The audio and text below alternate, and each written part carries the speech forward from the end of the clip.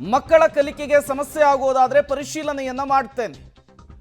ಶಿಕ್ಷಣ ಸಚಿವ ಮಧು ಬಂಗಾರಪ್ಪ ಅವರು ಭೂತಾರಾಧನೆಯನ್ನ ಶಾಲಾ ರಂಗೋತ್ಸವದಲ್ಲಿ ಸೇರ್ಪಡೆ ಮಾಡಿರುವಂತಹ ವಿಚಾರಕ್ಕೆ ಸಂಬಂಧಪಟ್ಟಂತೆ ಸ್ಪಷ್ಟನೆ ಕೊಟ್ಟಿದ್ದಾರೆ.